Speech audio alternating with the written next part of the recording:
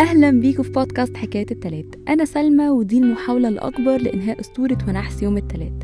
في البودكاست هنا هنتكلم كل تلات جد وهزار عن معظم الستراجلز اللي بتقابلنا في حياتنا، فلو انتوا حاسين ان انتوا مهتمين اتفضلوا معانا برجلكم اليمين.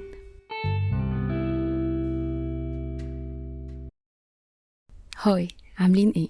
يا رب تكونوا كويسين. تلات جديد وحكاية جديدة، وحكاية النهاردة في الحقيقة هي حكاية مهمة قوي قوي قوي. ممكن الهزار فيها يكون قليل شوية، بس عشان انا حسيت ان هو موضوع مهم especially للناس اللي سنهم اصغر شوية او التينيجرز اللي هم المراهقين يعني. فلو انت او انتي عندكم اخ او اخت، عندكم ابن او بنت، ما تبخلوش عليهم ان انتوا تبعتوا لهم الحلقة دي علشان يسمعوها وبعدين ناقشوهم في الموضوع بتاع الحلقة. باي ذا واي النهارده انا بسجل في سيت اب جديد، فلو حاسين بفرق في الصوت يا ريت تقولولي. المفروض ان الصوت يكون احلى، ولو مش احلى زي ما قلت لكم قبل كده اتمنى ان ودانكم هي اللي تكون باظت، عشان انا كل حاجه بعملها لازم تكون تحفه وكحكه بسكر. نتكلم بقى جد شويه. موضوع الحلقه النهارده وباختصار هو المانيفستيشن او اللو اوف اتراكشن، اللي هو يعني قانون الجذب والحاجات اللي شبه كده. فلو جينا نعرفهم تعريفهم، يعني اللي هو ايه، مجازا هنقول التعريف العلمي او بمعنى اصح التعريف اللي انا لقيته على جوجل. فاحنا لو هنتكلم عن المانيفستيشن فهو بيقولي refers to bringing specific desires, goals, outcomes into reality through focused thoughts, beliefs and actions.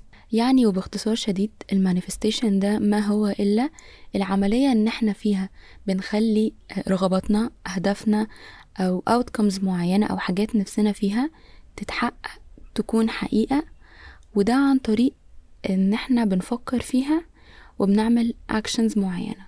اللو اوف اتراكشن او قانون الجذب، وده ممكن تكونوا سمعتوا عليه او هو موجود بقاله حبة، يعني بنتكلم فيه بقالنا حبة حلوين. هو the power to turn out your thoughts into reality او to attract into your lives whatever you're focusing on. قانون الجذب هو القانون او هو الباور، هو القدرة اللي بتخليك تغير الافكار اللي في دماغك من مجرد افكار ان هي تكون حقيقة، او هو القانون اللي بيخليك تجذب لحياتك الحاجات اللي انت مركز عليها او بتتمناها. يعني وبشكل مختصر اكتر، انت اللي بتجذب لحياتك الحاجات اللي انت عايزها. المانيفستيشن واللو اوف اتراكشن الاتنين يشبهوا بعض شوية وليهم طرق كده. فتعالوا اقول لكم الطريقة بتاعة المانيفستيشن او ازاي ان احنا نجلب الحاجات اللي احنا نفسنا فيها او الحياة اللي احنا نفسنا فيها لحياتنا. اول حاجة ان احنا نحدد الحاجة دي. تاني حاجة هي اني اتخيل الحاجة دي بالتفصيل. يعني ما اقولش انا نفسي اطلع دكتورة وخلاص، لا، انا نفسي اطلع دكتورة تخصص جلدية، بشتغل في المستشفى الفلانية، الشفتس بتاعتي من الساعة كذا للساعة كذا. نتخيل الحياة كاملة متكاملة للحاجة اللي انا نفسي اعملها دي. النقطة الثالثة، واسمعوها بس مني وهنتخانق مع بعض بعدين، ان احنا نبدأ نطلب الحياة دي من الكون. النقطة الرابعة هي ان احنا نكتب positive affirmations في ال present tense عن الحياة دي. يعني ان احنا نبدأ نكتب كلام positive عن الحياة دي في زمن الحالي، اللي هو انا الحاجات دي already عندي، اللي هو انا دكتورة جلدية شغالة في المستشفى الفلانية، الشفت بتاعي من الساعة كذا للساعة كذا، حياتي كلها بيحصل فيها كذا كذا كذا. وان احنا ندور على صور عن الحياة دي او ان الحاجة دي ونخليها دايما قدامنا. ندور بقى على صور دكاترة، صور مستشفيات and so on، ونخليهم دايما قدامنا. رابع حاجة تقريبا هي ان احنا نخلي عندنا ايمان ان الكون سمعنا وهيحقق لنا ان احنا نفسنا فيه. خامس حاجة واخر حاجة هي ان انتوا تسيبوا الموضوع وما تفكروش فيه تاني ولا تتكلموا فيه تاني and trust the process، وان انتوا تثقوا في العملية اللي انتوا عملتوها وتثقوا في الوقت ان هو هيحقق لكم اللي انتوا نفسكوا فيه. وفي الحقيقة مش دي الطريقة الوحيدة للمانيفستيشن او دي الطريقة الوحيدة لللو اوف اتراكشن. اللو اوف اتراكشن او قانون الجذب والمانيفستيشن وكل الحاجات اللي شبههم ليهم طرق مختلفة، ليهم نظريات كتيرة جدا بأسامي مختلفة، بس كلهم في الآخر بيصبوا في نفس الفكرة. ليه بقى كنت بقول لكم ان احنا هنأجل الخناق للآخر شوية؟ الكلام لو كان متشال منه شوية حاجات كنا ممكن نقول ان هو كلام عادي. يعني لو شلنا فكرة ان احنا بنطلب الحاجة اللي نفسنا فيها او الحياة اللي نفسنا فيها دي من الكون هيبقى تمام. ولو شلنا فكرة ان احنا نخلي ايماننا في الكون ان هو يحقق لنا اللي نفسنا فيه لان الكون سمعنا، وحطينا بدلها نخلي ايماننا على ربنا ان ربنا هيحقق لنا اللي نفسنا فيه لان ربنا سمعنا، كتير منكم او اغلبنا وانا كنت منكم وقتها ممكن نقول لا الكلام ده كلام جامد جدا، هو مش ده برضو التوكل على ربنا؟ في الاول يبان كده، ولكن الحقيقة او المشكلة ان لا، هو السم هنا محطوط في العسل. الكلام من بره يبان عادي جدا، نفسي في حاجة فبطلبها من ربنا، هم بره بيقولوا مثلا هطلبها من الكون لان they don't believe in God، هم مش مؤمنين ان في اله، فاحنا هنا مؤمنين بربنا، فانا بطلبها من ربنا، افكر فيها، اتكلم عنها، واسيب الموضوع كده لحد ما يحصل. ولكن في حقيقة الامر ان اللو اوف اتراكشن الحقيقي او المانيفستيشن الطريقة الحقيقية بيطلبوا من الكون. وطبعا احنا كلنا عارفين ومتأكدين ان الكون زيه زينا مخلوق ما يقدرش يقدم لنا اي حاجة. تاني حاجة ان احنا نسيب الموضوع ونقرر ان احنا نثق في البروسيس او نترست the process او العملية، رغم ان احنا المفروض تكون ثقتنا في ربنا. اخر حاجة او تالت مشكلة قدامنا هي ان احنا بنجذب اللي احنا عايزينه، ودي مشكلة كبيرة جدا جدا جدا. في الحقيقة انا مؤمنة ان مفيش حاجة اسمها ان الانسان بيجذب الحاجة اللي هو عايزها، لان لو فعلا الانسان بيجذب الحاجة اللي هو عايزها ما كناش هنلاقي حد ما عندوش فلوس، ما كناش هنلاقي حد مش لاقي شغل، ما كناش هنلاقي حد مريض، ما كناش هنلاقي حد عنده بس اعتراض ولو بسيط في حياته، كنا هنلاقي ان كل الناس عندهم كل الحاجات اللي هما بيحلموا بيها. طيب امال ايه فكرة ان احنا نصدر للناس فكرة ان هما بيجذبوا حياتهم اللي هما نفسهم فيها؟ دي فكرة يعني ممكن تكون traumatizing او ممكن تكون mentally بتابيوز الناس، يعني بتبتز الناس عاطفيا وعقليا بشكل شنيع. لان انا دلوقتي لو جيت قلتلك او قلتلك ان انتوا لو انتوا نفسكوا في العربية الفلانية، لو انتوا نفسكوا في الشغلانة الفلانية، لو انتوا نفسكوا ان شريك حياتكوا يكون فيه المواصفات الفلانية، انتوا بتجذبوها. طول ما انتوا بتفكروا في المواصفات دي فهي هتجيلكوا. الكلام الفكرة ان هو بيبان عادي، ولكن في حقيقة الامر هو مش عادي، لان ده بيدينا احساس ان احنا اللي في ايدينا القدر بتاعنا، احنا اللي في ايدينا شكل حياتنا، احنا اللي بنشكل حياتنا. فلو حاجة من اللي احنا بنتمناها دي ما حصلتش وحصل حاجة غيرها او ما حصلش حاجة خالص، هنبدأ نبقى عندنا مشكلة مع نفسنا، وهنبدأ نبقى متضايقين من نفسنا، بالرغم ان في حقيقة الامر احنا ملناش اي دور. وده لو تعمقنا في الموضوع هندخل بقى للإنسان مسير ولا مخير، وحقيقة ده مش موضوعنا النهاردة. عارفة ان هلاقي شوية ناس جايين يقولوا لي سلمى على فكرة انتي محبكة الموضوع، هي باين قوي ان الحاجات دي مش شبهنا وان لأ احنا هلاقي شوية ناس جايين يقولوا لي يا سلمى على فكرة انتي محبكة الموضوع وفعلا الحاجات دي مش شبهنا، واحنا عارفين ان احنا لما بنعوز حاجة بنطلبها من ربنا وربنا بيحقق لنا اللي احنا نفسنا فيه لو ده خير لينا. لو انتوا عارفين فدي حاجة حلوة جدا، بس في ناس كتير جدا ما تعرفش، واغلبهم سنهم صغير، او ممكن يكونوا عارفين ولكن علشان للأسف واحنا صغيرين ايماننا بيكون اقل شوية، بيبدأ يكبر كل ما بنتمعن اكتر ونتعلم اكتر، فبسهولة جدا ان احنا ننجرف مع حاجات مش المفروض ان احنا ننجرف معاها. ده بلس ان زي ما قلت في الحلقة اللي فاتت وفي حلقات تانية كتير، كتر ما البني ادم بيشوف الحاجة بيبدأ يحس ان هي عادي، بيبدأ يحس ان ايه المشكلة، مفيش مشكلة، طب ما اشوفها عادي. وعلى رأي المثل الزن على الودان أمر من السحر. وأظن ان انا كده وضحت ان المانيفستيشن او اللو اوف اتراكشن حرام. طيب هم حرام ليه؟ ولو هم حرام ايه الصح؟ ولو انا نفسي في حاجة اعمل ايه؟ هم حرام ليه؟ اول حاجة ان السؤال لله وحده. انا لما باجي اطلب حاجة انا بطلب حاجة من ربنا، لو نفسي في حاجة كبيرة ان هي تتحقق انا بطلبها من ربنا، وربنا بيحقق لي الحاجة دي. الحاجة دي ممكن يساعدني ان انا احققها بني ادم عادي عشان ربنا اداله القدرة دي. طيب ايه بقى اضرار اللو اوف اتراكشن او المانيفستيشن؟ زي ما قلت ان ده بيخلينا ان احنا نحس ان كل حاجة علينا، ان كل حاجة عليا انا، ان كل حاجة في حياتي هي بسببي انا، حلوة او وحشة. لان معنى كده ان انا بجذب اللي انا عايزاه في حياتي. معنى كده ان انا لو ما جبتش العربية الفلانية، لو ما اتجوزتش الشخص اللي بالمواصفات الفلانية، يبقى انا اللي عندي مشكلة، ان انا ما جذبتش طاقة الشخص دي، ما جذبتش طاقة العربية دي، انا ما جذبتش الحاجات دي في حياتي. معناها ان انا مقصرة. واحد الاضرار ان هو بيخلينا ننسى مصطلحين مهمين جدا، وهما السعي والتوكل. ايه هو السعي؟ السعي هو ان انا يكون نفسي في حاجة فابدأ اشتغل ان انا احققها. انا مثلا نفسي ان انا انجح في المادة الفلانية، فان انا اسعى، لازم اخد بالاسباب وابدأ اذاكر. اشوف المحاضرات بتاعت المادة الفلانية، اشوف الدروس بتاعتها، ابدأ افتح فيديوز اونلاين واتعلمها واذاكرها، وابدأ اشتغل على نفسي عليها، واروح الامتحان احل الامتحان.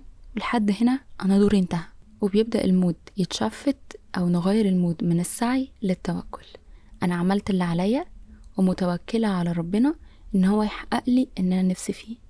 لان البروسيس نفسها او العملية نفسها ده دورنا، دوري ان انا اذاكر، دوري ان انا اشتغل، ولكن النتيجة دي بتاعت ربنا. لان النتائج لو في ايدينا كنا كلنا بقى عندنا كل الحاجات اللي نفسنا فيها، وكنا كلنا منعنا وجود الحاجات اللي احنا مش عايزينها. المفهوم التاني هو التوكل. التوكل ده ان انا اتوكل على ربنا، ابقى واثقة 100% ان ربنا بيعمل لي الخير، حتى لو الخير ده مش هو الحاجة اللي انا متخيلها. انا ممكن كنت اتمنى ان انا اجيب 100% في ثانوية عامة، وكنت فاكرة ان ده احسن حاجة. وهو هل هيكون في خير اكتر من ان البني ادم يجيب 100% في ثانوية عامة ويبقى مقفل كل المواد؟ ده تفكيرنا بمحدودية عقلنا كبني ادمين.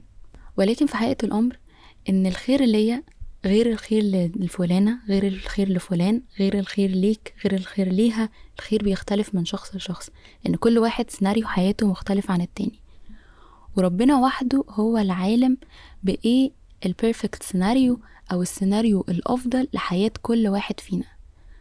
فربنا ما خلاكش تجيب 100% في ثانوية عامة، خلاك تجيب رقم معين. الرقم المعين ده وداك كلية معينة ما كنتش تتوقع ان انت تدخلها، بس في الكلية دي اتقابلت شريكة حياتك اللي كنت عمرك ما هتقابل حد زيها.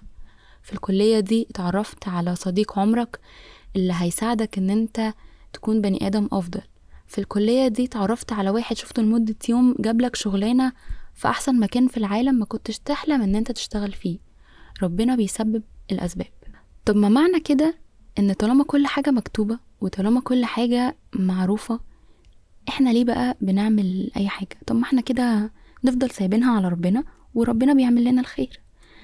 ده كده بقى هو اللي اسمه التواكل. واحنا صغيرين في المدرسة كان في درس كده بناخده بيعلمنا الفرق ما بين التوكل والتواكل. التوكل زي ما قلت لكم ان انا بعمل دوري ومؤمنة ان النتيجة دي بتاعت ربنا، وايا كانت النتيجة فانا مؤمنة ان هي دي السيناريو الافضل لحياتي. انما التواكل هو ان انا عارفة ان انا عندي امتحان بكرة، فانا مش هذاكر، مش هعمل اي حاجة، هفضل طول اليوم اتفرج على التلفزيون، اسكرول في الموبايل، واقول ما ربنا هيعمل لي اللي انا نفسي فيه، ما ربنا هيحقق لي اللي انا عايزاه. ده التواكل.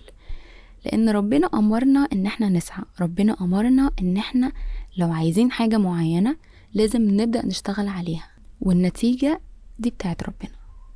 فاحنا بنلف وندور علشان نقول نفس المضمون، ان احنا علينا السعي تجاه الحاجة اللي احنا عايزينها، ناخد بالاسباب لو في حاجات في ايدينا نعملها، نتوكل على ربنا، ونبقى واثقين ان ايا كانت النتيجة فده لمصلحتنا.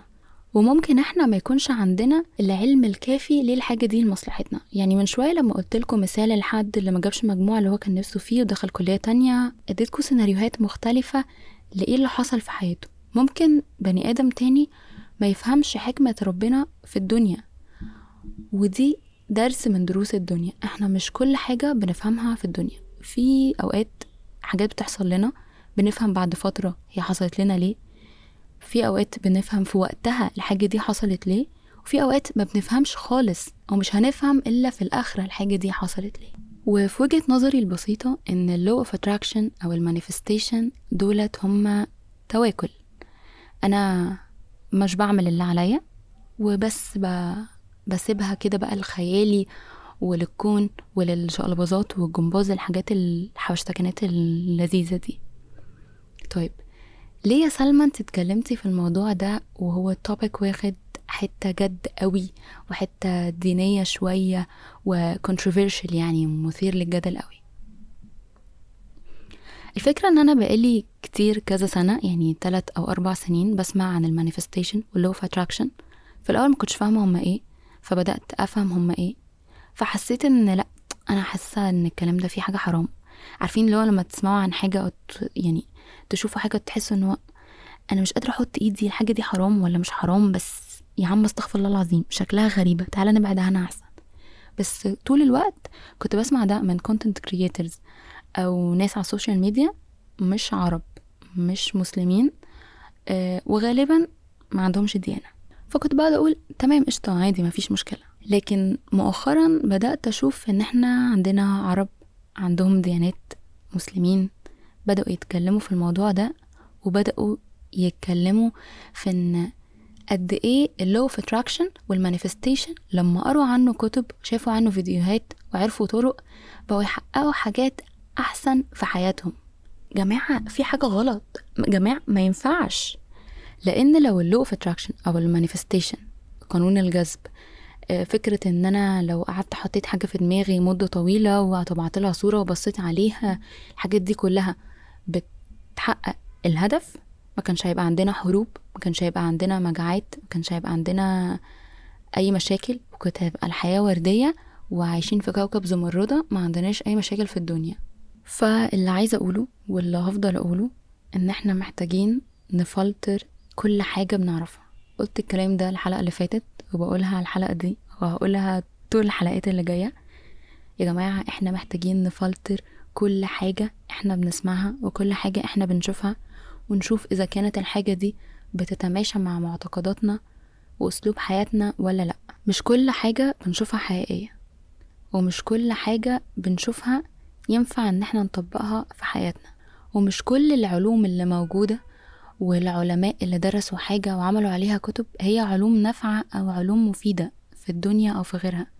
مش معنى كده ان انا ما اتعلمش اي حاجة في الدنيا، لا، انا لازم اكون واعي، لازم اكون عارف ايه اللي بيحصل في الدنيا حواليا، بس لازم اكون مدرك ان في حاجات كتيرة جدا مش مفيدة. ولكن اللي علينا في حتة تحقيق احلامنا ان احنا نحدد هدفنا ايا كان ايه هو، نشوف لو الهدف ده انا عشان احققه هيكون ليا يد فيه ولا دي حاجة كلها من عند ربنا. في اهداف انا ليا تدخل فيها كبني ادم، وفي اهداف او في امنيات لا.